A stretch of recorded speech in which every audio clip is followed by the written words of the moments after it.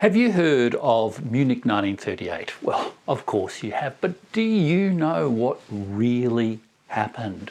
Not just from the British point of view, the American point of view, but from the whole perspective of all the countries involved, including Germany and the Soviet Union. In this video, I'm going to bring you a great guest who really knows, based on archival research in the Soviet archives, the British, the French archives, the real story of appeasement in Munich 1938 and the Czechoslovak crisis that Munich 1938 tried and failed to resolve.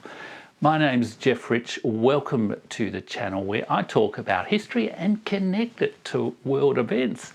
And Munich 1938 is one of those symbols, those reference points in our history that is so commonly invoked to try to explain and comment on current events. How many times have you heard people say, this is another Munich 1938, let's not do appeasement again?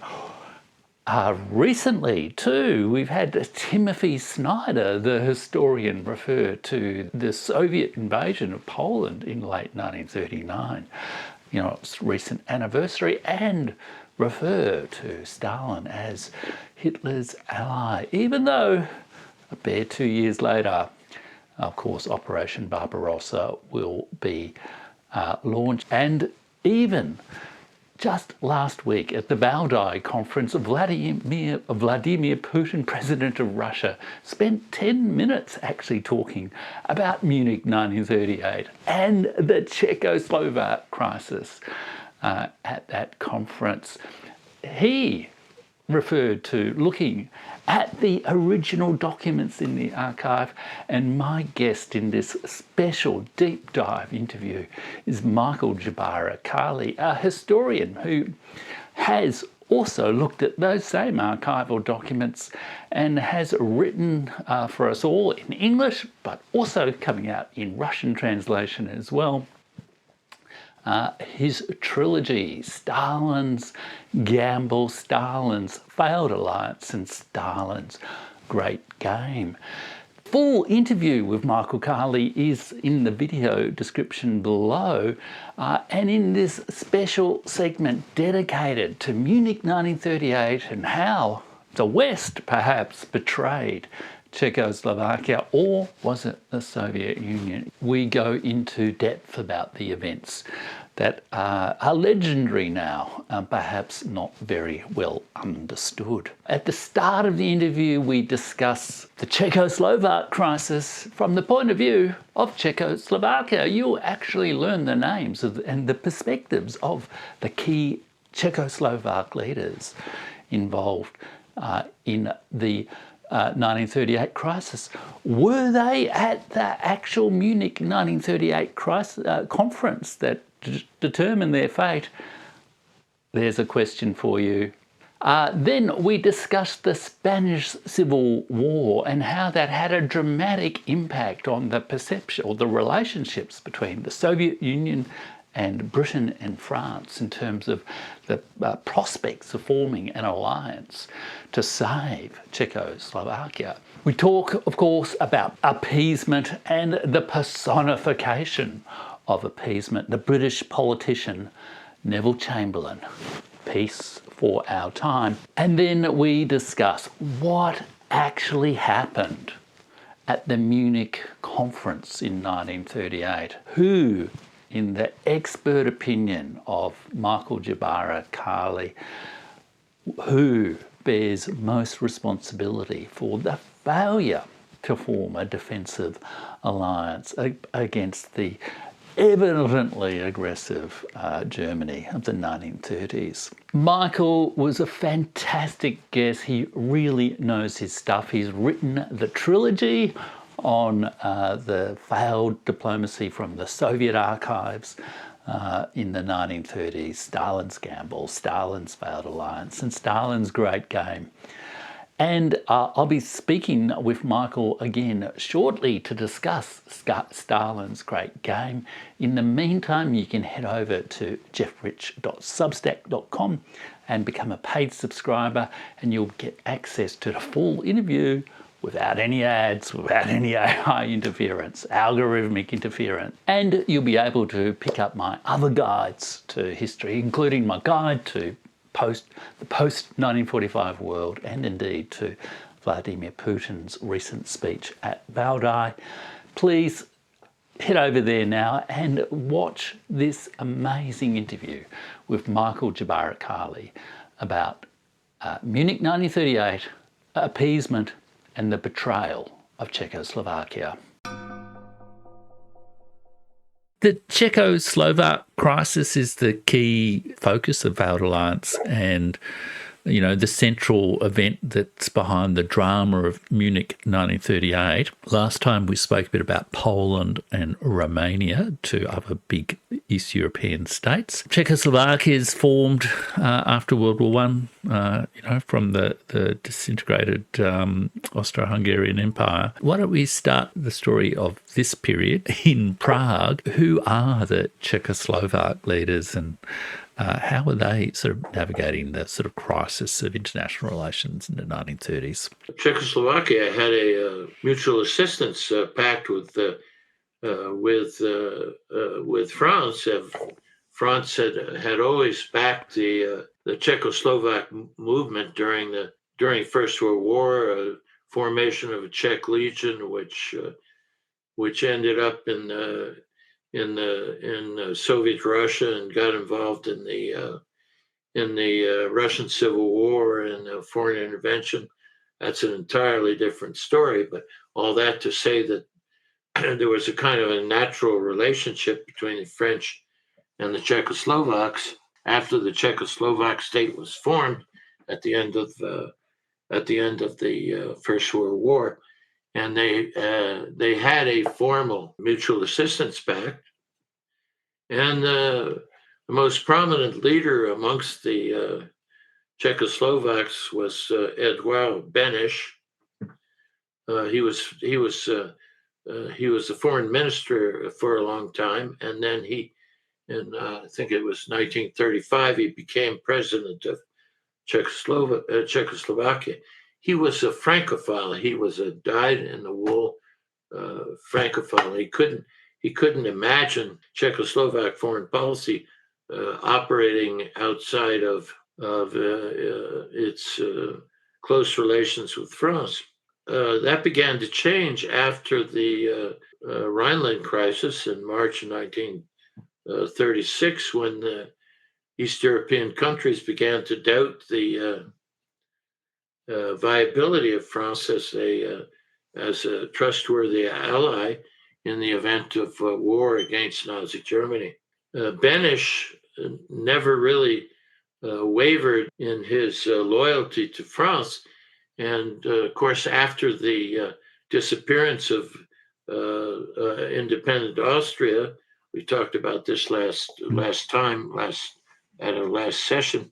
The question of Czechoslovak security became acute, and at the beginning, the Czechs checked in with the French and made sure everything was, that nothing had changed, that the mutual assistance pact was still good, and that Czechoslovakia could count on France in the event of war with Nazi Germany. But the trouble was that the Czechoslovaks could no longer count on the French. A new French government came to power in April 1938. The Président du Conseil was Edouard Daladier, and his foreign minister was Georges Bonnet. The Czechoslovaks thought that they nevertheless could count on the French government, but in conversations with Soviet diplomats, Litvinov in particular, he warned the Czechoslovaks that they couldn't count on the French. Of course, we talked last session about the formation of a Soviet Czechoslovak mutual assistance pact that was dependent on action in the first analysis by the French. Litvinov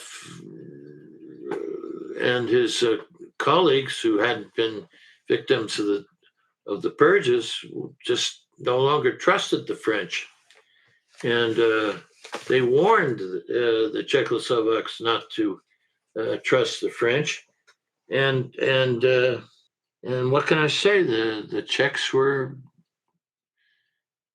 naive. They thought they could still count on France. Tragedy is that they couldn't. And what was Britain's relationship with Czechoslovakia at this point? Didn't Chamberlain at one point describe it as some faraway country that we don't understand? Right. Well, Chamberlain regarded Czechoslovakia as an artificial creation, an artificial state, and it wasn't worth the death of a single British soldier. And I mentioned this in our last discussion, that he was quoted as saying that he didn't give two hoots about the Czechoslovak state, and he certainly wasn't going to get into a war with Nazi Germany over Czechoslovakia. At the outset, there was caution on the part of the Soviet government, and in particular Stalin, and the idea was put about by the French and the British to organize a non-intervention committee, which, from their point of view, would limit the intervention of foreign powers in the Spanish Civil War, and be a pretext for the French and the British not to get involved.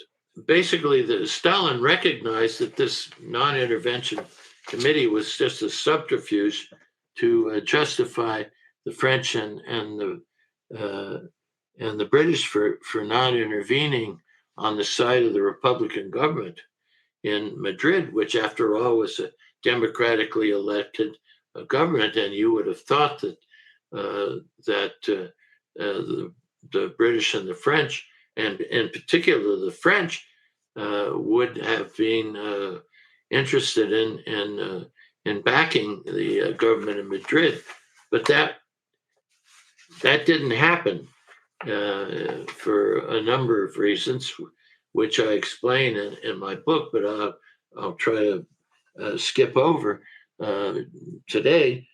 Stalin looked at what was going on, and he became fed up. He became fed up with what was going on in Spain, and he was sympathetic to the anti-fascist movement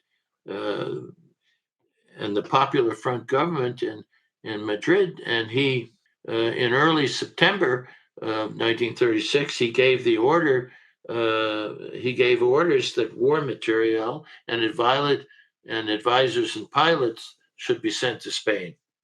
And one of his colleagues explained Stalin's position as follows. I'm quoting here. Stalin does not want to facilitate the foul business of strangling the Spanish Republic. On the contrary, he wants to help the Spanish Republic strangle the fascists. While this was happening in Moscow, Litvinov was in Europe. He was sending telegrams to Moscow, and you can tell from these telegrams that he was a little bit uncomfortable with what was happening with Soviet policy. When he got back to Moscow, it was in late autumn 1936, he began to very diplomatically, let's say, and discreetly, he began to try to simmer down Stalin's enthusiasm to support, the Popular Front government in Madrid. And the reason he did that was that he was afraid that if the Soviet Union got too involved in the Spanish Civil War, that it would ruin Litvinov's ambitions to create an alliance of the Soviet Union with France and Britain against Nazi Germany. Now, I mentioned with our last session that looking back in hindsight, Soviet efforts to form this sort of defensive alliance against Nazi Germany, they were sunk by the autumn of 1936, but Litvinov didn't think they were sunk, and he was essentially prepared to sacrifice Republican Spain in the same way that he was prepared to sacrifice Abyssinia in order to secure this alliance, most notably with the French and the British against Nazi Germany. And it's kind of a tragedy that he took this position, because he eventually succeeded in quieting down not Soviet support for Republican Spain. He didn't succeed in ending support for the Republican government, but he succeeded in quieting Stalin's enthusiasm and in limiting henceforth Soviet support for the government in Madrid. And he had in the archives, you can read exchanges that Litvinov had with Ivan Maisky in London. Maisky wanted full support for the government in Madrid, arguing that it would give more credibility to the Soviet government, but Litvinov didn't agree with them and felt that it would damage, in particular, Franco-Soviet relations, which at the time he was trying to strengthen by the commencement of staff conversations between the high commands of the Red Army and the French Army. Yeah, it's fascinating. I know I had a discussion with another historian, Tariq Chirol Amar, about just how foreign policy is made. That it's a complex business, and lots of individuals, and they don't always get things right, and there's not necessarily a clear, coherent, grand plan that runs through it all. In 1937, it's also when our friend Neville Chamberlain comes to power in Britain, becomes Prime Minister in Britain, symbol of appeasement, child of a political dynasty. And, the man arrives at a, absolute extraordinary crisis. You could say in many ways World War II is well and truly underway by this point, really, certainly at least in Asia. Well, you expressed some doubts about his abilities before. What did the Soviet Union make of him? Well, at first the Soviet Union didn't really know what to make of him. Maisky, Ivan Maisky, the Soviet ambassador in London, began to gather information about him and to report back to Moscow. And he eventually had a direct meeting with Chamberlain, in which Maisky summed him up, and he sent a long report to Moscow about his impressions of Chamberlain, and they weren't very flattering. I've got a quote here that I've translated from the Russian into the English. I think it would be apropos to read it. Absolutely. The new prime minister, of course, is significantly inferior to Baldwin. That's Stanley Baldwin, who was his predecessor. He's inferior to Baldwin in intellectual terms. There's nothing bright, deep, or outstanding about Chamberlain. He's a mediocrity like all the other members of cabinet. The current British government is not without reason called the government of mediocrity.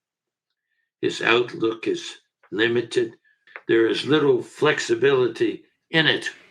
As an orator, he is dry, but as a statement, he is devoid of vivacity and imagination. In local political circles, Chamberlain is said to be a fine mayor in a lean year, an executive, neat and economical mayor, above all economical. He is also often referred to as the accountant in politics. David Lloyd George, former prime minister, in a recent parliamentary debate, called the prime minister a coal-headed fish. All this is generally correct, but Chamberlain has one merit that Baldwin does not have: resolve. He is undoubtedly a strong-willed man, energetic, outspoken to the point of tactlessness. End of quote. That is such a superb assessment. Superb. So, yeah, this is the character of the man who's going to work through this crisis. Of course, he's recently been memorably played by Jeremy Irons in a film about Munich 1938, and I guess being played by Jeremy Irons is a great way to rehabilitate your character, but he was not perceived so well at the time.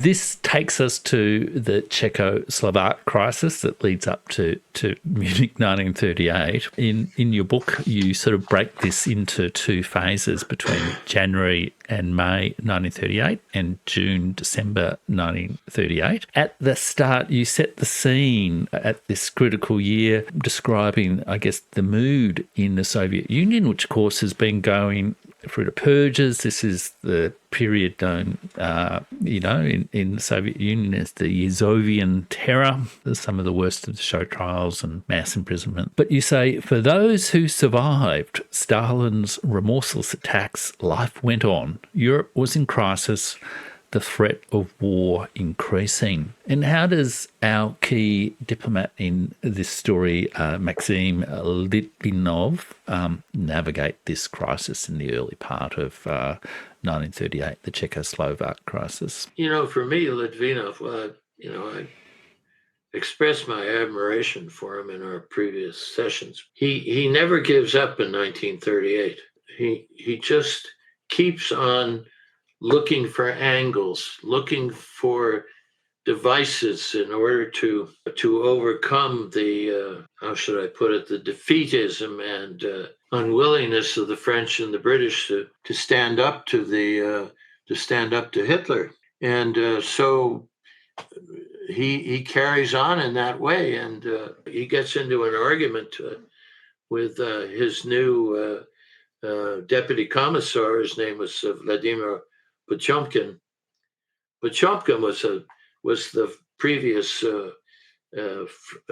Soviet ambassador in France, so he knew a lot about French politics and so forth and so on. And Potemkin had given up on the French. He thought they were kaput. That unless they changed their policies, that they were finished. That the Germans would eventually take them down, and that he was therefore Potemkin was therefore very skeptical. But Litvinov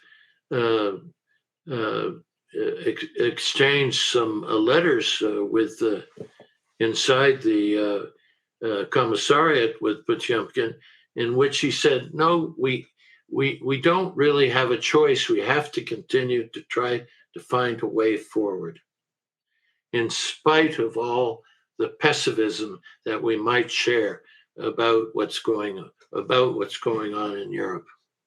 And so in March, just after the annexation of Austria, Litvinov proposes a conference to discuss European developments, most notably with the French and the British. And both governments refuse Litvinov's suggestion peremptorily. And then Litvinov continues his maneuvers, his interventions in order to persuade the French of the rising danger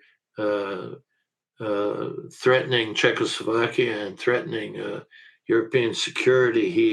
He tries to warn Bonnet on several occasions of the danger without much success.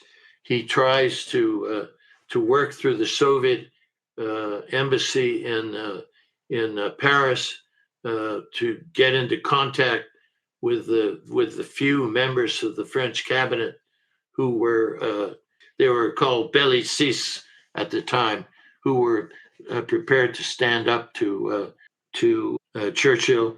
The Soviet government tried to warn the Poles that they were, as Potemkin put it, they were flirting with their fourth partition if they continued down the course that they were pursuing of cooperative relations with Nazi Germany. And one meeting between Litvinov and the Polish foreign minister, Joseph Beck, that took place in 1934 was a secret document. It was a records of conversation with Beck, a top secret document that was actually published by the Soviet government in 1965. And you can understand why, because Litvinov just flat out warns Beck in 1934, okay? 4 years before the crises of 1938, that if Poland continued on its present course, pro-German course, that it would face destruction by Germany. And with Litvinov was also tried to encourage the Czechoslovaks in the measure of the possible. As I said, the Czechs still had confidence in French support, and Litvinov warned them that they should not have confidence in the French. They shouldn't count on them. And Litvinov tried to encourage Czech resistance within the parameters of the Soviet Czechoslovak Pact, which only came into effect with the French commitment to support Czechoslovakia in case of war. It's very interesting to read Litvinov's instructions that he sent to his ambassador in Prague, how careful the wording of the instructions are to back Czechoslovakia, but not overextending Soviet commitments before the French intervened on behalf of Czechoslovakia. So, to make a long story short, Litvinov continued, in spite of everything, to try to wake up the French and the British to the dangers that they faced. He failed. The Munich 1938 conference, so when does that occur in 1938, and how does it kind of fit in with the broad sequence of events? Basically, Munich was the work of Neville Chamberlain. Chamberlain had this idea that he could negotiate serious agreements with Adolf Hitler. I trust him, he told. Those are his exact words. I trust Hitler. He told labor leaders, I trust leader. I've met Hitler, and I've taken his measure, and I trust him. And you, he's talking to these labor leaders, you have not done that. Why he thought he could trust Hitler, and why he thought he could negotiate viable agreements with Hitler, I think you have to explain through his desire not to cooperate with the Soviet Union under any circumstances. Anyway, Munich, September 1938, Chamberlain decides almost on his own, with barely any consultation with cabinet, that he's going to go to Germany, negotiate directly with Hitler. He makes 2 trips to Germany to see Hitler. Neither meeting is successful, and Hitler just keeps on upping his demands to Chamberlain. And it looked like in the 3rd week of September, like a war was a strong possibility. Outbreak of war was a strong possibility because of Hitler's upping of demands to Chamberlain. At this point, Mussolini intervenes to propose a conference between Germany, Nazi Germany, Italy, Britain, and France to resolve the Czechoslovak crisis difficulties peacefully. And Chamberlain at once accepts the invitation to go. Daladier in Paris agrees to go.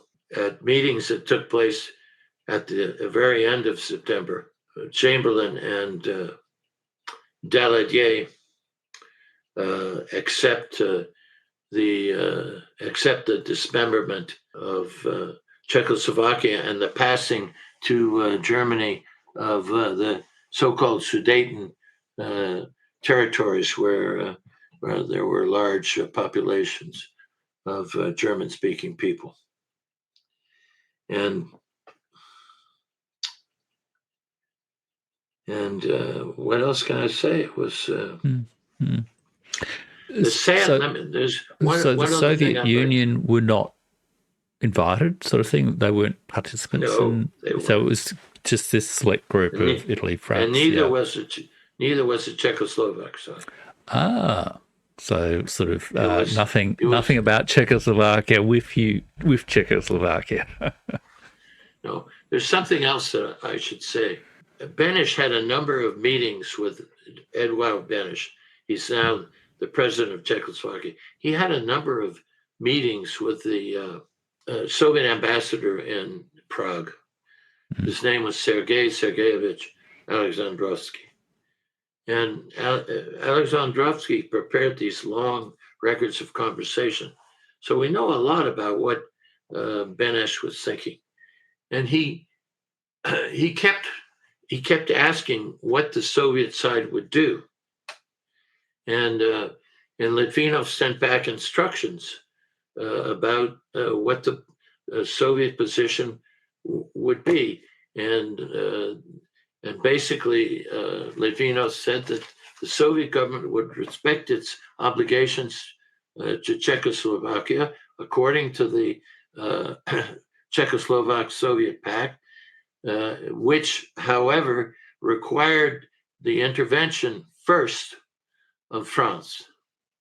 And that clause was put into the 1935 agreement because on one side the Soviets didn't trust the French, and on the other side, Beneš asked for it.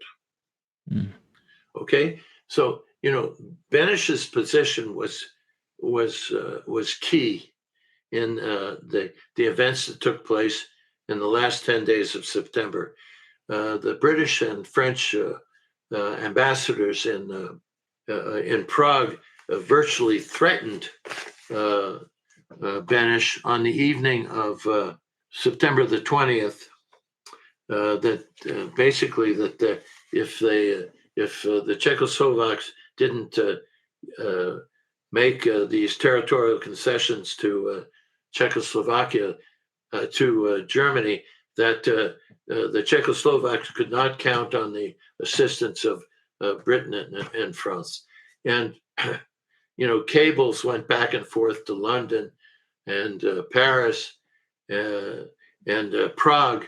And the two rats in Paris, Daladier and Bonnet, they got together and they asked one another if they should consult the British, the French cabinet about what to do next.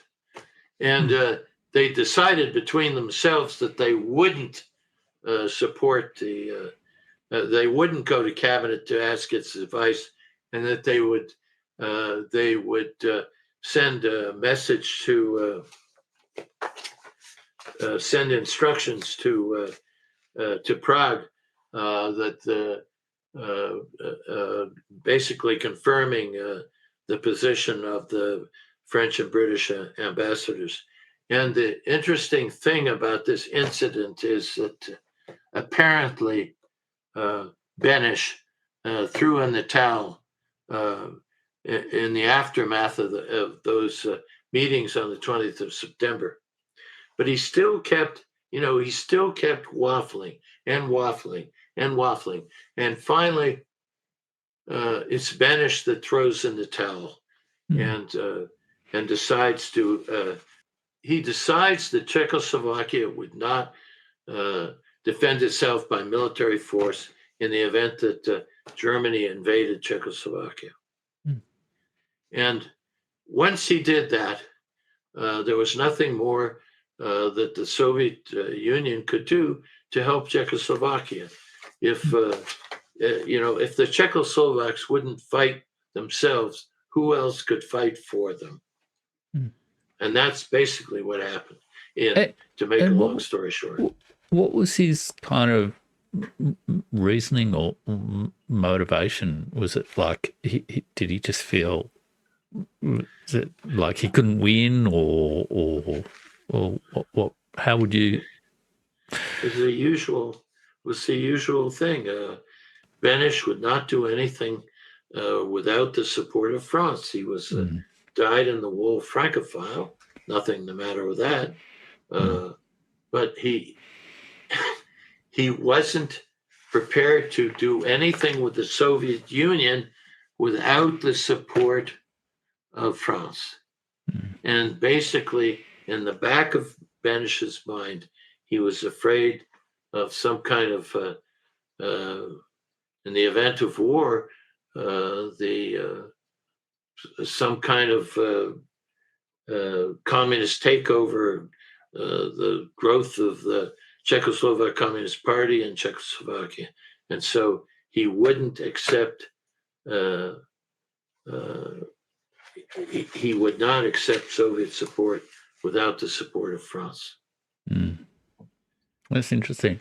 I mean, obviously, Munich 1938 is very much remembered through the lens of Neville Chamberlain, I guess, but France is clearly here a critical actor, especially for the key state, Czechoslovakia.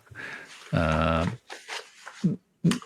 how do you assess France's contribution to Munich 1938? I guess I can do that quite easily.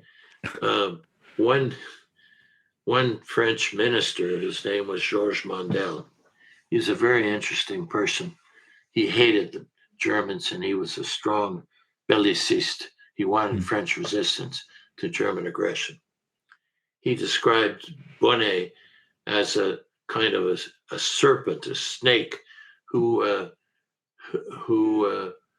would always seek out any flat rock in order to hide.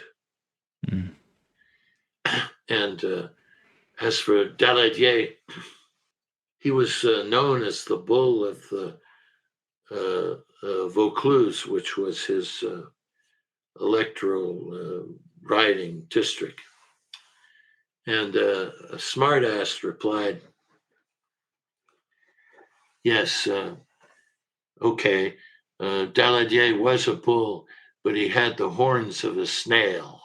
it would be wrong to criticize everyone inside the French government and all of the French elite for being cowardly and willing to throw in the towel.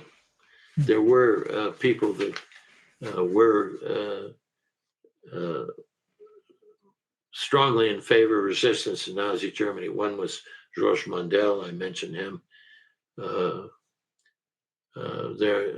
There were also others inside some others inside the French cabinet. The finance minister, Paul Reynaud, for example,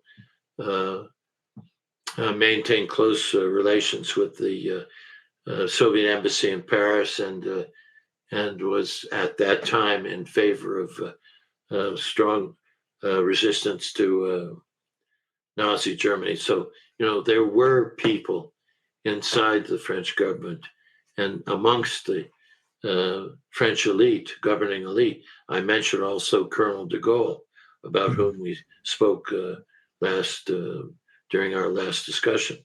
There were French people who, amongst the elite, who weren't ready to throw in the towel, but they were a minority, and they couldn't. They didn't have enough influence to swing cabinet their way. Mm. And I guess, isn't that the tenor of, like, the historian Mark Bock's book about Strange Victory, which he wrote after the defeat? It was basically sort of like he argues there was a weak-willed nature of the French elite that, succumbed easily to pressure. Yeah. One other incident I should mention to you. And this is a story about Litvinov.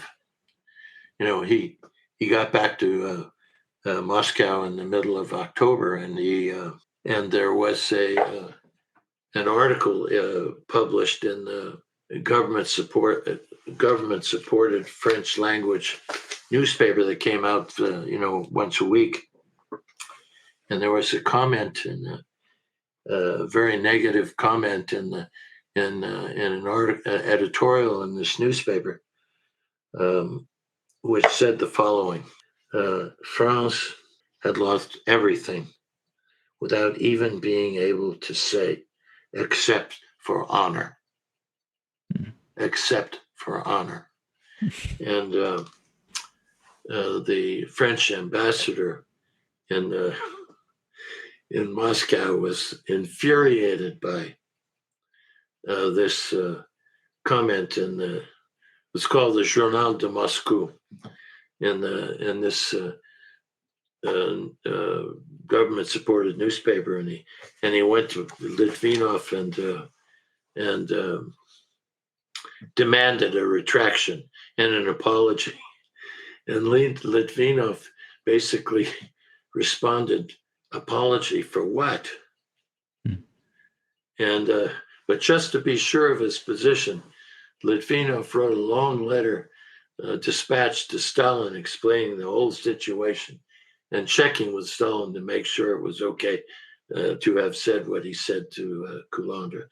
And Kullander refused to have any further contact with broke off personal relations with Litvinov, and soon left Moscow to become French ambassador in Berlin.